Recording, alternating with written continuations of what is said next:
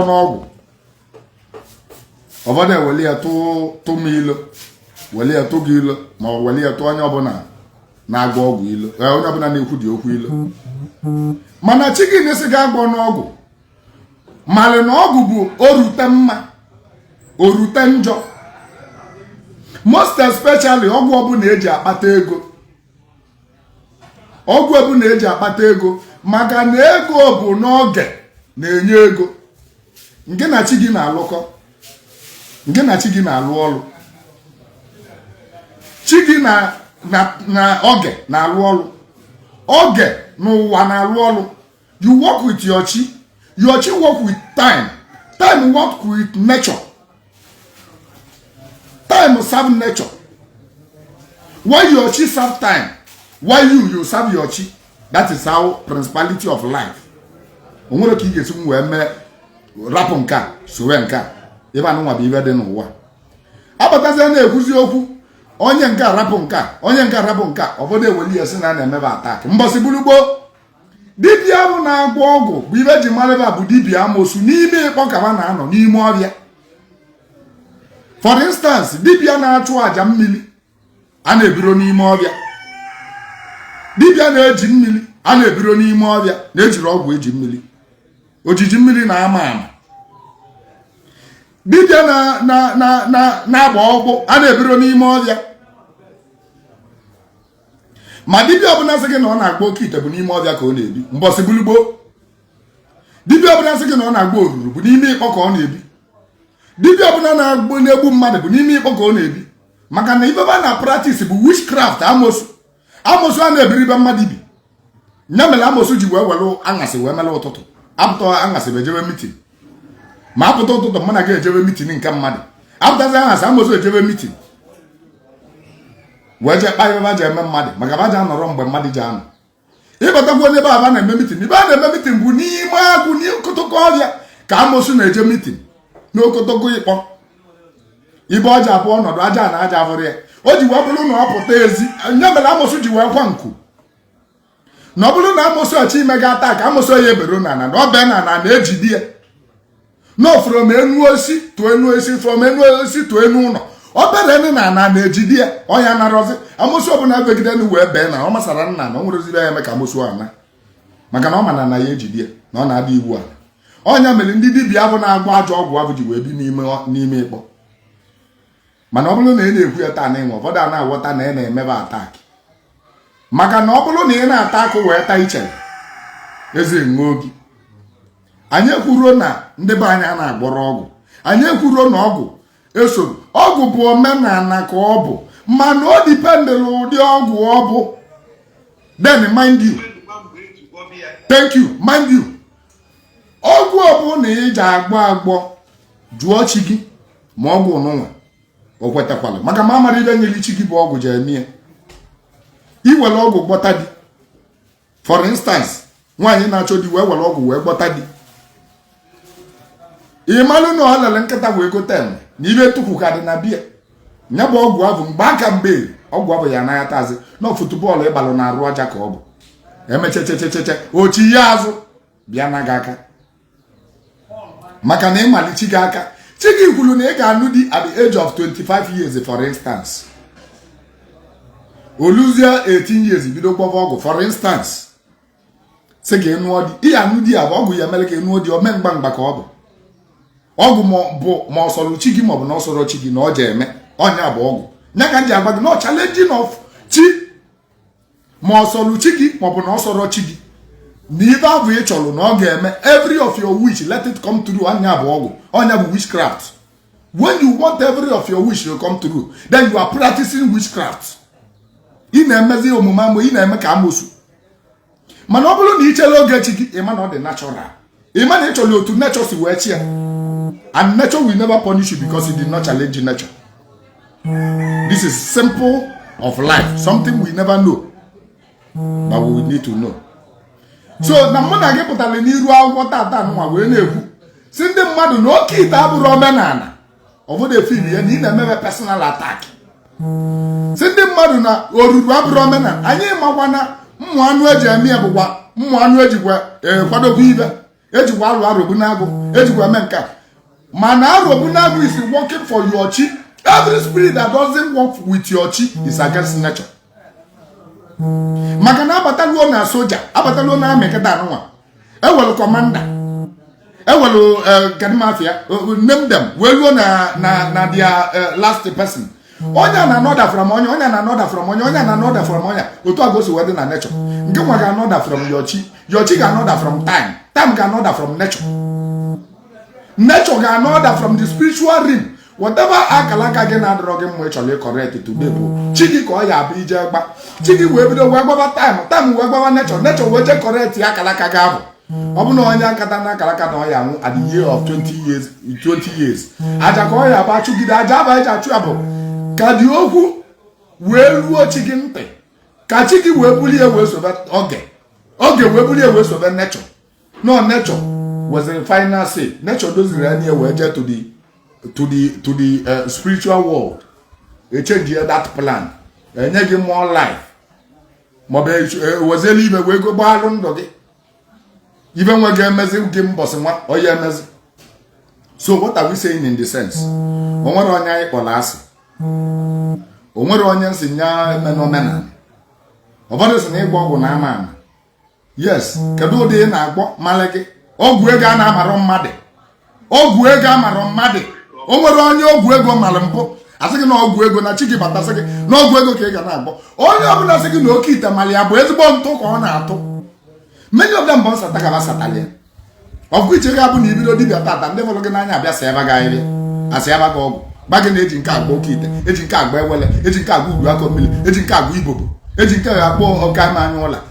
Whatever thing na ọgwụ ọbụla ị gwara wee kpata ego ga-ana gị ibe na be gị. Ọ ga-analili gị ibe olesi m na ọgwụ aba alụrụ ọrụ olesi m ọ bụ na ọgwụ aba alụrụ ọrụ olesi m oguli gị wayo ọ bụ na egwu gị wayo ịma na ọgwụ ama nlụ ịma na ọma nna gị ibe mana ọ bụrụ na ọ eburu ma ọ bụ na ọgwayo ka egwulu gị ọ bụ na egwulu gị wayo o nwere anything ị na-elus ego gị ka ije waste ya na egwulu gị wayo mana ọ bụrụ na ọgwụ aba alụ ọrụ bunye gị ego ahụ chelie ọ yeze gị ala ọ na-agị nwa ọ na-azị gị nwa o wele mmadụ na be gị owu lili ga-eme iwu owu ga-emelele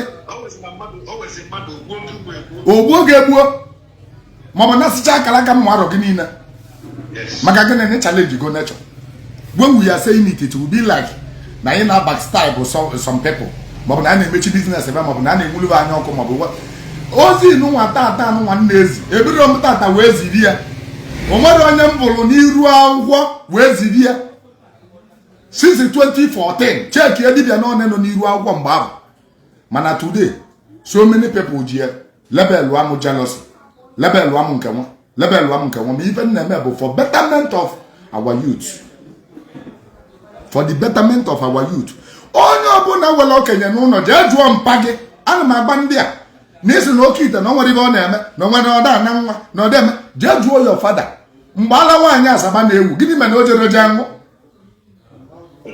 jụọ mpa gị ibe mere o jere nwa ala nwaanyị asaba iche na ọtata ka ọgwụ ego wure mgbe oruru na-ewu a na-agwụ ya ndị main market na-akpaka ọnụ na-agba oruru gịnị mere na mpa ga-esoro jee gba oruru iche na ọtata ka oke ite wutere iche na ọta mgbe oke ite anụ nwa na-agba ala jee jụọ mpa gị jụgodu mpa gị mpa nnukwu gị si ya gozigodu gị famili ndị gbọrọ ọgwụ ego mgbe gboo mgbe anụ dị mgbe ịchakpa dị mgbe eji ịchakpa agba ọgwụ ịchakpa dịrị ọzọgwọ nwezikwa ewele ịchakpa na mgbe eji anụnụ ebe agba ọgwụ jee jụgodu your grandfather si ya kedu ibe mmelụ ụnụ na mgbe ibi ya na-agba ọgwụ ego na ọgbọrọ ngwa ndị gbọrọ ọgwụ ego ahụ anyị nụcha n'akọ mgbe ahụ ji ebebe mma gbawara aba o nwere nke nọ saịdị anyị o wuru ewu mgbe ahụ wuo ịkpọ mmadụ na Naịjirịa ya akpọ elele ya mana ụmụ ya there's nothing to write home about aka m eliju avọ today most of you ka ụmụ ya eliju avọ today what happened upon ọgaranya niile multi-billionaire then mgbe billion na-ewu mgbe billion ọ bụ abịa kpata ọ dịka trillion now multi-billionaire then ụmụ ya has nothing to write home about ụfọdụ ụmụ ya bụ imbecile ka babụ ụfọdụ ụmụ ya nwere anything fa na-akpọ aba mana anyị na-ekwu ya ọ dịka adịghị gị jealous ọ dịka asị ga-eje na-akpata ego ọ dịka asị gị many of them ejigolo egwu ebe awayo dibia bụ ji na-abụba jiri mmadụ mechaa nye mgbe abụ ọgara ụfọdụ ndị dibia bụ anọrọzi ahịrị ya anago ahịrị eji alụ ya agago onye ọbụla na-egbu mmadụ kịta na-ewesti taịm ya kedu ahịrị ihe etinye chọ na-eyi iwe ịgba ya ọbala ozugbo ozugbo ọsụwa ego apụtara maọbụ itinye anụ nkatị o nwere ibe na-etinye n'anụ wee libe anụ o nwekwu ibe na-ewepụ n'anụ wee libe anụ wee tọ ụtọ dị mma n'ọnụ na a na-atara anụ ma esiri ya n'ọkụ. So onye ọbụla na-eme argument gbasara ọgwụ ego si ya oke ite si ya oduru si ya uduakọ mmiri si ya ibobo si ya jee jụọ ya fada kedu ebe ibobo nke ya dị. Okenye ọbụla maala ibe na-eme dibia ebumite ezigbote okenye na-eme dibia ọ bụ nwa dibia gwara m sị m na mbọsị ọbụla m gwara ọgwụ chi m egbuo m mgbe nnegoro mewe dibia na mbọsị ọbụla mma agba ọgwụ chi m egbuo m na chi m si na mma gbọrọ ọgwụ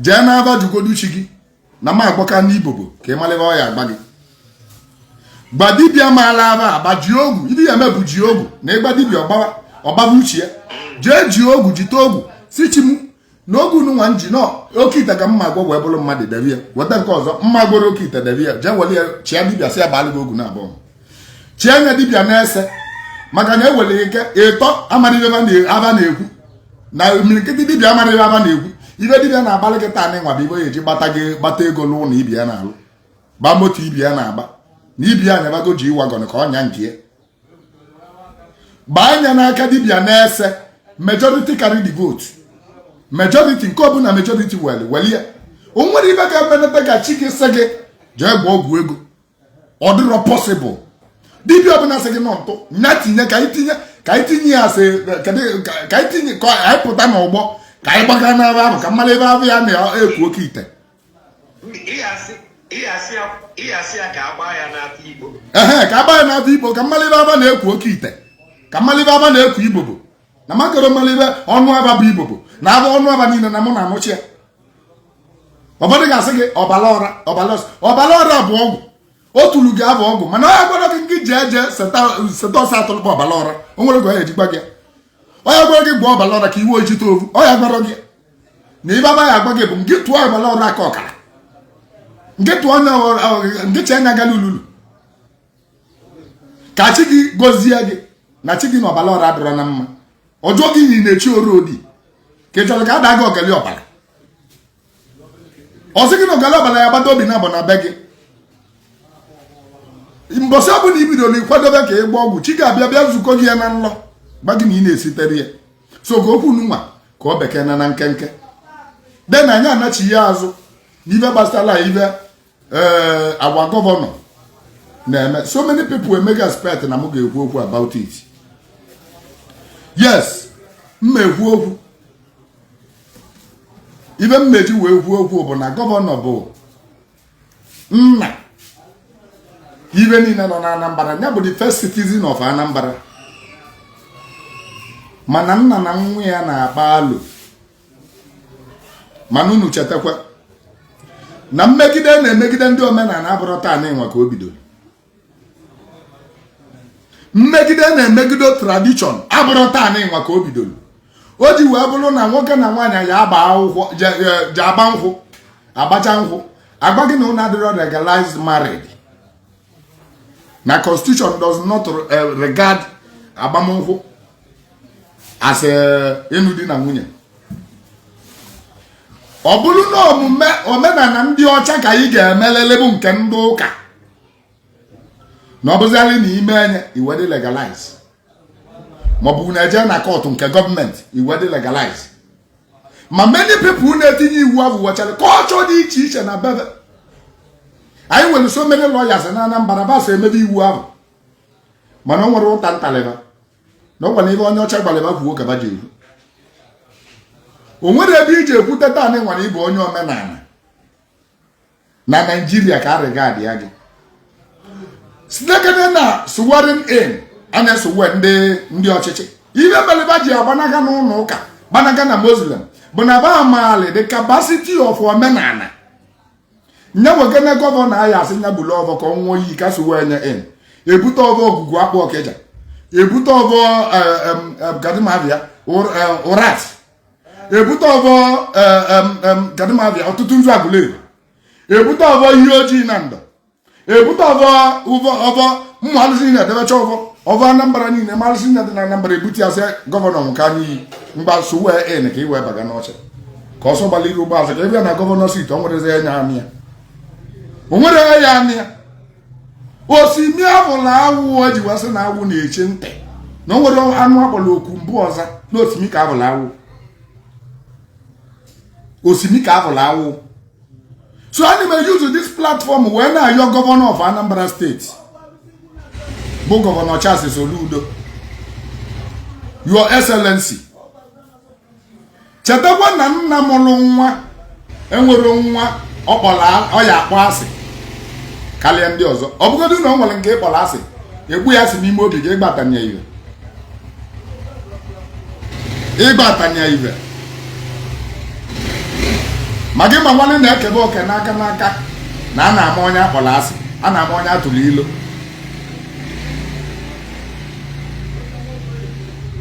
Anyị kwuru na ili ikwuru na Anambra, anyị so gị, we are working together with you. Insecurity dị na Anambra na-emetụta imi na-emetụta ọnụ. Insecurity dị na Anambra na-emetụta every family dị na Anambra. Everybody they against the insecurity. We get your point very, very well. My ritual cleans and every other thing. We get it. We get the point. Maneva anyị na-ayọ gị ebu. Ma wala amalụ na ata na ọka nọ. Ka ide bupụ na ata bupụ ọka. Jili nwayọ wepụ ata na ọka. Rapụ ọka ka ọka tove. Ka ewelu ndị ajọ dibịa. Ka ewelu ndị claim na ba na-eme dibịa na ewere ajọ dibịa. No, self claim. Somebody onye na-agụ ụka na ebe Muslim bụ dibia bụ omenala ka a na-asị na ọ na-eme. Ndị bịaluzo under the umbrella of omenala na commit atrocities. Let us find a way to fish them out. Even our governor pụtalụ in the air where declare Anambra State as a Christian state bụ ibe na-eselu Nigeria. Ibe na-eso okwu na Nigeria. Maka na o tega aka ndị Muslim ji wee na-achọ ka ba mee Nigeria Muslim state. Ndị Christian jụrụ ajụ, ndị omenala jụrụ ajụ. Mana olu ana tata governor without eche or to the feeling of others or pụtaduo openly on the air wee bata na news wee gwuo na Anambra state bụ a Christian state. That is a very, very, very, very wrong. Our governor. Anyị niile ịgba gị maka na nwa na-adụ nna ọdụ. Ị need iwu yele datin iwu. Anambra State, even mele hope for all before manya light of nation. Anyị welu ndị na-agụ Indus. Ndị omena na-asụrụ no steeti ibe. Ọ bụ na ịgbagwo ya nọ Anambra State bụ steeti ndị omenani. Ịma na ịdalịa. Na anyị riri nne wee na-eli nri n'ọbe. Ikwu nne na-azị dị n'ọbe bụ azị ovu onye. Anụ etiri n'ọbe na ọ bụ anụ ovu onye ikwu nne like that. Na anyị riri nne bụ ụmụaka ịmụtali. Gọvanọ asị gọvanọ ịbụ gọvanọ onye ala. Ịbụ gọvanọ onye isi dị mma. Ịbụ gọvanọ ndị dibịa. Ịbụ gọvanọ ndị fada. Ịbụ gọvanọ ndị sista. Ịbụ gọvanọ ndị pastọ. Ịbụ gọvanọ ma ndị ori ma ndị ama. Anyị niile ka ịbụ gọvanọ anyị. Anyị niile ka ịbụ gọvanọ anyị. Ije na-eje akpawa oke na ịkpawago oke. So we can advise you as a father of Anambra State. Please, our governor, amend the other speech. Kinye correctly so that Okabili can be Billy Kukun and the Raralo. Don't make somebody a second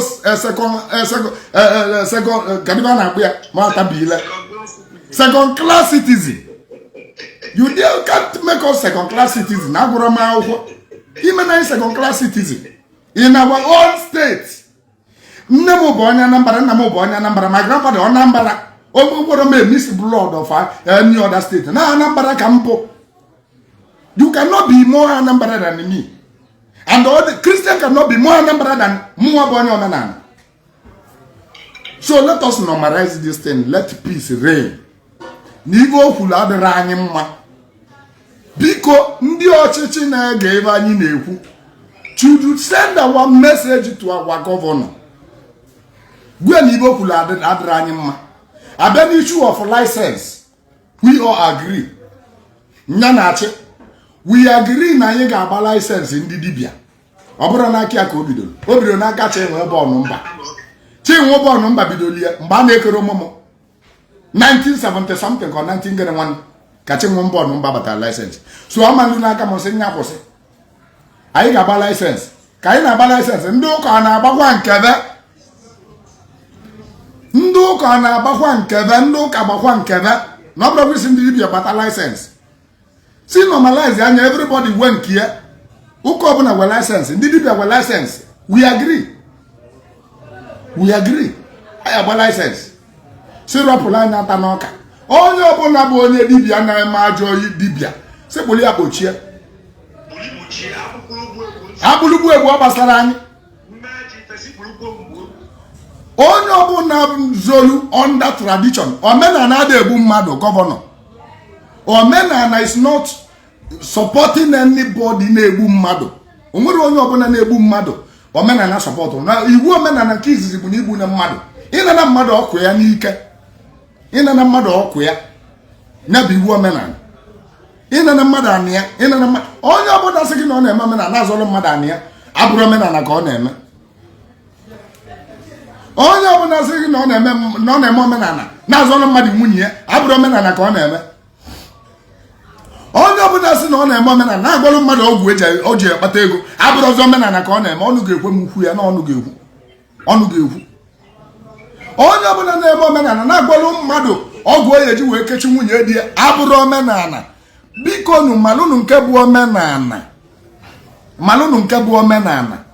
Ka anyị rọpụ na ata n'ọka.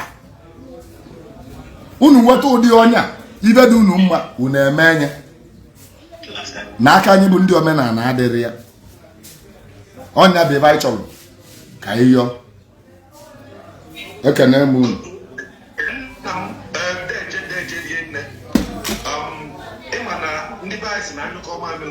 Ọgba ụfụfụ.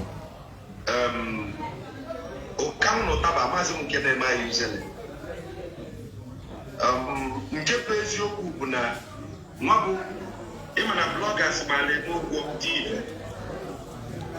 O nwere some bloggers get caught on that video. Maybe first 4 minutes clip. The video is actually 41 minutes.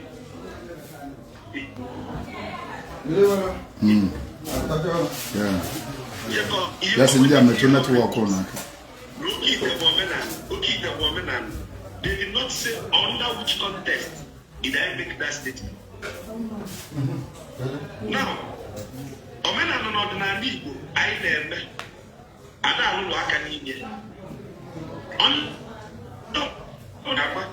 Normal, eso na ndị na-asị gị that n'ibe ọ bụ na imelụ shortcut ka i wee kpata ego ma ị nwere aka ọrụ n'ori ka izu. Yes. Ife ọ bụ na ị na-eme n'ụwa ama i wee chọọ shortcut ka i wee nwee quick success syndrome. Ọnwụ dị n'ime. Mana ebe bụ okwu anyị bụ ka a ghara iji mmehie atamelụ pịa ọka ikpe.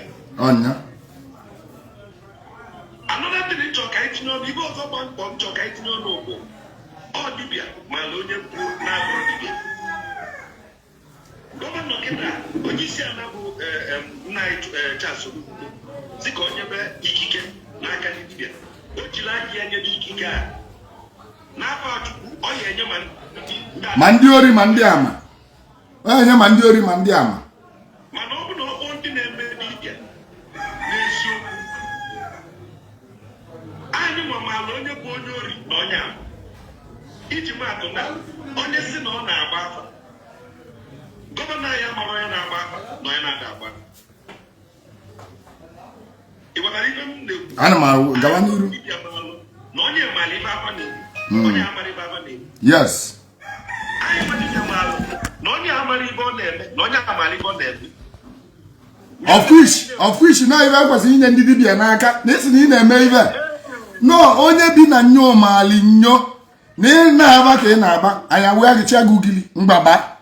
Ngwa gbake na-aba, akpọtara gị mmadụ 20 ngwa bakana baka male anya na ge to bogodi no aka ovu anya ki yeji wa male ma wo ibu kili na ewu kama mo ibu kili kulu ko kulu ogu o bata zire eji nye license no mo na abi onye na azu ko ma ala anya then our governor kwukwele ogwu ọchụchụ ọja na mmili His Excellency sir ọchụchụ ọja na mmili abụrụ taa na enwa ka o bidoro ọchụchụ ọja na mmili bidoro from time immemorial before amụọ m o nwere onye dị ime ọ bụ na ọmụmụ nwa ya na ọ ya mụrụ nwa bụ na ọ ji ịmụ nwa bụ na ọ ji anwụrụ ọ bụrụ na mmili ga ya eje chụrụ ya o nwere nwaanyị na-anụrụ di ọ bụrụ na mmili ga ya achụrụ ya aja wee nụọ di o nwere onye bụ na ego ọ ji akpata bụ aja ka ọ ya achụ na mmili o wee kpata ego ọkwa na ibe onye gụrụ akwụkwọ ya ka ọ na-aza lekshọrị ya ka ọ na-aza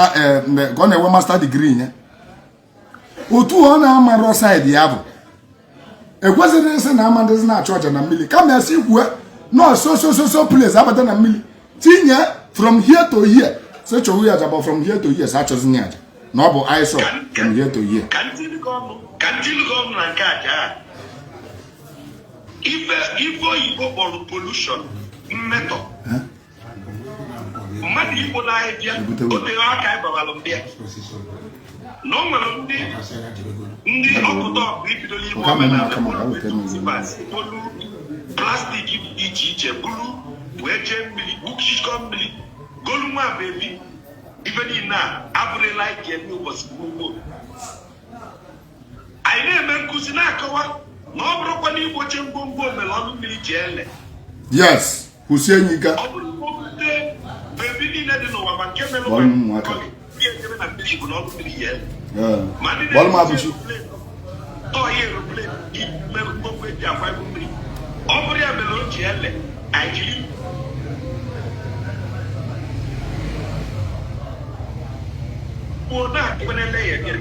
ife gbasara ịgba aja o nwere nkụzi mbelụ Jenụwarị 2024 gbasara ịgba aja okporo ụzọ n'obodo ọbụla na-eme omenala ya amapụta ezigbala ịtọ anyị eji na-agba aja ndị eze ana a na-ebupụ aja maka na ndị a na-ahụ ụgbọ aja n'ala Igbo ada alụzi ọlụba mmiri ilota ụbọchị gbugbo o nwere agbụrụ ndị ụgbọ aja yes okpu aja oriakụ nwere ike ịpụta kwuru ibe ahụ ji gba aja kwuru edie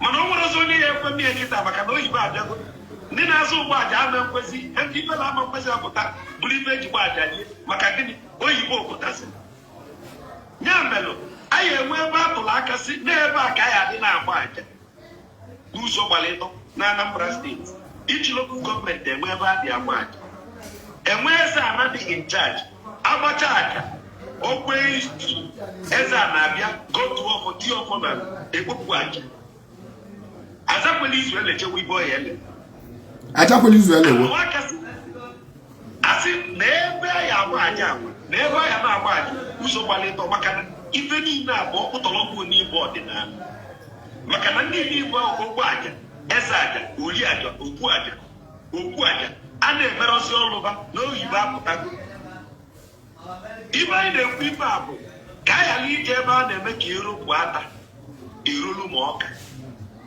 maka na ọmụmbala n'ịbụ Anambra naanị ọmụmbala n'ịbụ Anambra ewepụkwa ife ndị ọmụmbala ji dị ebube ife n'ime na anyị karịcha Igbo omenala ka eji mara ọmambala omenala ka eji mara anyị ndị ikikere gọọmenti Igbo kpọrọ laịsensị mmiri enwelu si anyị kwụna anyị nwa ka dị n'ikorobịa si nwelu nye ndị nye mmudu uru maala ibe bụ omenala ibe na ndụ nna m ọnụ agbawala aja ebe na Igbo adịghị m Okalakwu enwelu ndị okenye gbata njata tela aka nọcha 90 days anyị nwepụzi ụmụazị ubeka nwee ike nọdobezi ebe na ahụ mmadụ bịa na ọ chọrọ ịgbalị ikike eji eme dibịa anyị si kedu nke ị na-eme isi na ibe ịbụ dị na-agba aba ngwa kụkarị akụ a na ka anyị hụ anyị debe aka ele na-enene gị ịkọgide kọcha anyị si na ị na-agbarakwa n'aba ngwa jee diwo na ihe nwetara laịsensị olugoro mgbe ihe enweta laịsensị a anyị mamalu onye na-eme dibia na onye na-ana emero dibia Usieka ọ dibia ya bụ ngo onye bụ dibia ọzọ na emepe ife na Anambra bụ emeketa ibe ewele ibe enwe nye ndị igwe na ibe na-ekwu yes emeketa wele ikike enwe nye ndị igwe ọtụtụ ndị igwe na Anambra steeti amara aka ndị na-aka edebe with due respect ibe gbasara ibe omenala ekwesịrị ije ndị ụka n'aka na ndị igwe bụ ụka ka ha na-eje ọtụtụ ndị igwe na Anambra steeti bụcha ndị ụka kwụsie ike wuo ike nọ ndị ụka so ibe gbasara ibe ndị omenala na onye bi n'ụlọ malidi ọkpara ọkụkọ si welie enye ndị omenala n'aka na ndị omenala ga-eji aka sanitize ya onweba iwelusi ife gbasara laịsensị ndị dibịa inye onye ụka inye igwe maọbụ nye PG bụ onye isi ụlọ ụka kedu ibe PG maalụ n'ọdịnala kedu ibe igwe maalụ n'ọdịnala maka na ọtụtụ igwe anyị bụ igwe ụka kaba bụ ya mere na ọ bụ na achọ ka eme ife a ka ọ dị mfe ka ọ dị mma anyị esi n'ọbụ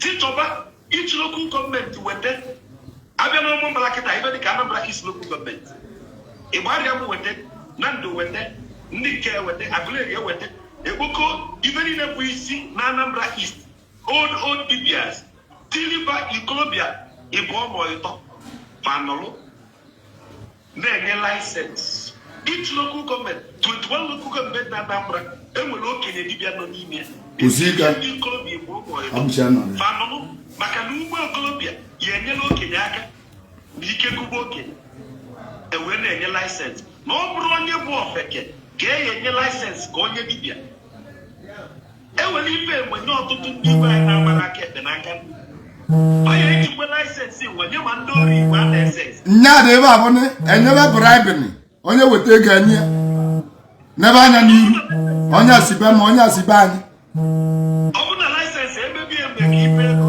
ọ ndị ọcha abụta ọ chọrọ pụta ka enwe ego abụchi ịgbatara okwu m nwa ya mere Chineke bịa n'ibe bịa due process wee na ebe laịsensị nwa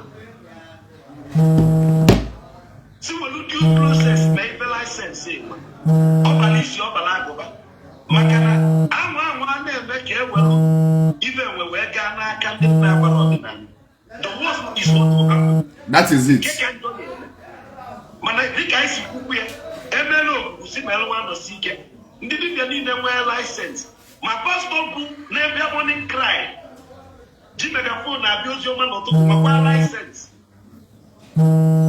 mama anyị enyi na-abịa morning cry na-abịa gwa m chegharịa n'isi windo makwa laịsensị ma ndị niile na-ebe ekpere n'ọkụ igwe ka ma moto chọọ iwu maọbụ ndị nọ n'Ọnịcha na-ekpe ekpere maọbụ ndị nọ n'Ogosi Road na-ekpe ekpere maọbụ ndị pastọ n'iji Baịbụl na-ekpekwa ekpere n'Ọka ma moto load jee na-achị nwekwa laịsensị ma ndị bi n'akụkụ ụlọ mmadụ na-adịrị ekwe mmadụ lara ụla na ba na-eme vigil enyegwa ebe laịsensị ma ekwu okwu pollution ka ikwu okwu noise pollution ka ikwu okwu noise maka na ọ bụrụ sọsọ environmental pollution ka ikwukwe na okwu noise mmadụ ga-edi na lanị na biya every Friday ịma nlara ụla ị na-eti gị mkpu n'isi ira mama rimomomomomomo Holy Ghost fire since ya na-etiwe fire otu abụ n'ezi egwensu ọba na-egbu eri nji wepụta ụwa egwensu ada anwụ egbunubia o nwere ajọ mmụọ bụ pasọ ya sị gị na ya gburu pasọ niile abụ na-afa ya ajọ mmụọ na-edeliva na cast by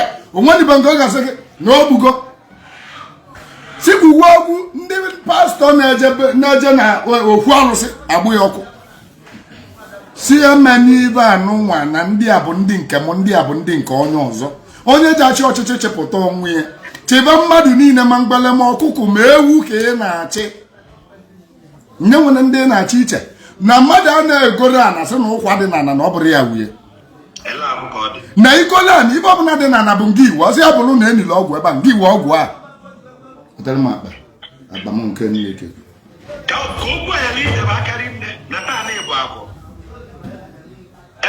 ibe m na-eji mechite okwu m ugwu